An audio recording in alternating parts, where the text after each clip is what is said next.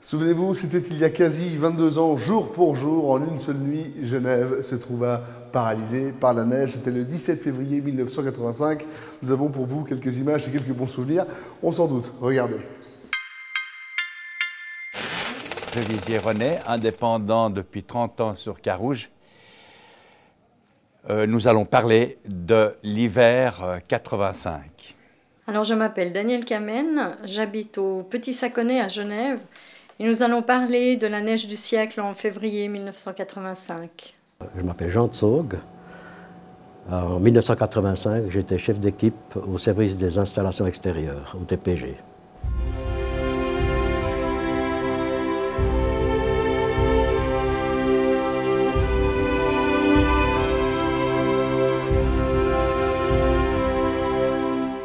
Donc c'était le premier jour des vacances scolaires. J'avais un chien à l'époque et le samedi soir, j'ai commencé à le sortir un petit peu aux alentours de 20 h et j'ai vu qu'il commençait à neiger. Et je voyais que la neige tenait parce que au mois de janvier, il avait fait très très froid à Genève, donc il y avait un support pour la neige. Le dimanche matin, quand j'ai regardé dehors, c'était magnifique, il y avait plus de 60 cm de neige. Un beau matin, je n'ai plus entendu de bruit dans la ville. J'ouvre mes volets, la neige tombait à flot sur notre ville. Et puis je pense, comme toujours, on dit toujours il neige, puis ça va arrêter. Ce jour-là, ça va arrêter.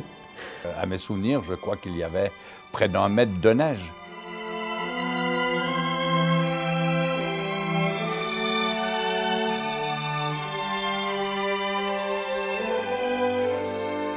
C'était extraordinaire parce que c'était feutré et nous étions dans cette ville comme si vous étiez dans le village de Zermatt.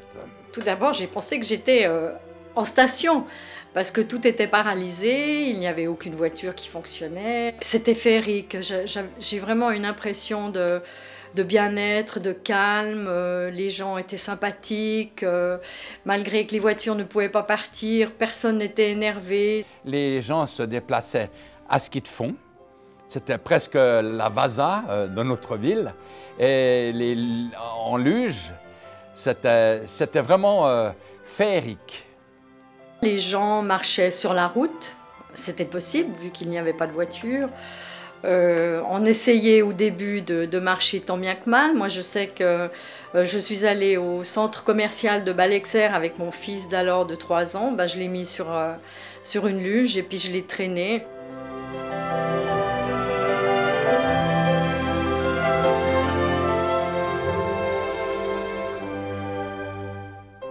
J'ai été stupéfait de voir que les transports publics étaient complètement bloqués. J'ai trouvé illogique dans le sens que comme la neige est descendue tranquillement toute la nuit, qu'on n'ait pas mis un tram chasse-neige pour ôter la neige au fur et à mesure qu'elle tombait. Ce jour-là, l'alarme s'est déclenchée un peu tard parce qu'il y avait déjà pas mal de neige.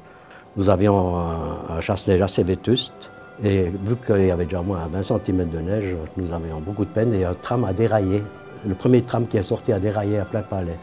Alors on ne peut plus partir avec notre schlam. C'est à cause de ça qu'on était vraiment ennuyés. Il n'y a plus pas un tram qui sortait, c'était terminé. On n'arrivait plus à retrouver notre voiture. On a été les premiers à déblayer, mais on faisait quoi? On mettait la neige sur le voisin qui n'était pas tout à fait content. Après, il fallait essayer de pouvoir ressortir.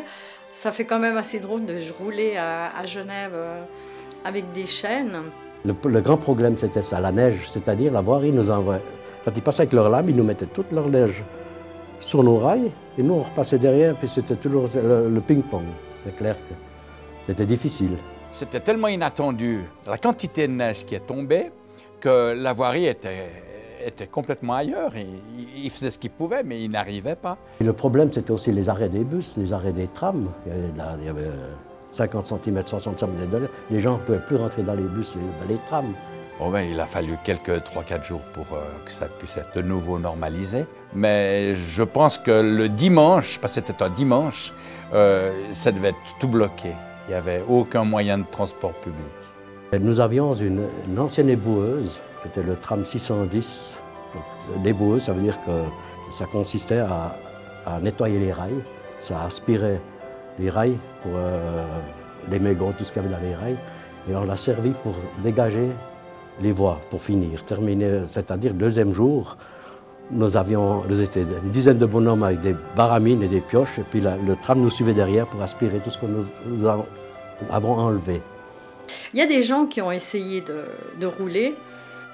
Ils n'étaient pas équipés, ils avaient des pneus d'été. Et qu'est-ce qui s'est passé? Ils sont restés en travers. Et puis après, tout le monde est venu à les aider.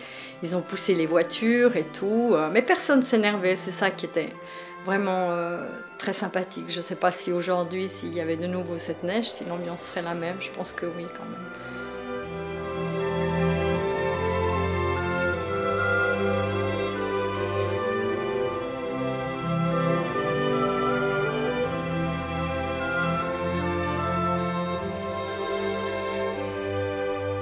Je sais qu'il a fallu déjà déblayer toute cette neige au centre-ville. Ça faisait des tonnes et des tonnes, sauf erreur. Ils ont dû les déverser dans l'Arve et le Rhône.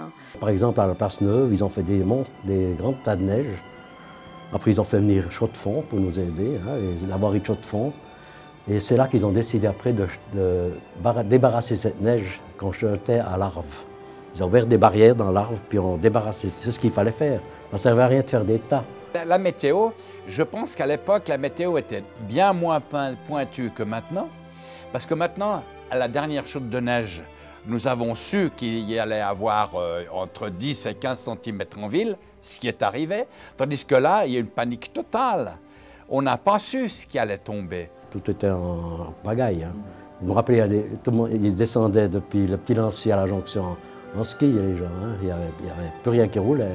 On se serait cru dans une station avec des gens qui étaient à ski de descente, ski sur piste, ou bien avec des skis, ceux qui font du ski de fond et tout.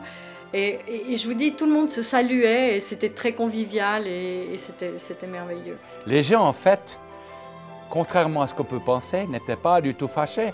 Ils étaient heureux de se trouver là, dans un milieu montagnard. Pour les enfants, c'était magnifique du fait qu'ils n'avaient pas d'école, donc ils ont pu profiter pendant toute la semaine de la neige, ceux qui n'ont pas l'occasion d'aller en vacances de ski. Et puis à force que les gens passaient, on commençait à avoir un petit peu des petits chemins, mais ça a mis quelques jours effectivement pour que la route puisse se tasser. La route était blanche, bien entendu, et ensuite les voitures ont pu commencer à circuler, mais équipées comme à la montagne parce que ça glissait. Après ça, nous avons acheté une lame spéciale qu'on mettait devant le tram, donc vraiment quelque chose de sophistiqué qui était avec un moteur autonome. Une anecdote, à l'époque, le terminus du tram 12 était au rondeau de Carouge. Et quand on arrivait avec notre éboueuse au rondeau de Carouge, on a fait une fête. La ligne 12 pouvait nous rouler normalement. C'était vraiment un grand travail. On arrivait mètre par mètre avec les baramines et les pioches. Je vous dis, moi j'avais l'impression, le dimanche matin, quand je me suis levée, d'être partie en vacances finalement. Donc j'ai pas pu partir en vacances du fait de ma grossesse. Et finalement, les vacances sont venues à moi, la montagne est venue à moi. Il me semblait que le temps s'était ralenti, que les gens prenaient conscience qu'ils vivaient. Parce que quand on voit les gens autrement, on est tous en train de se bousculer, de se dépasser, de s'engueuler si on est en voiture. Tandis que là, tout ça, non, c'était féerique.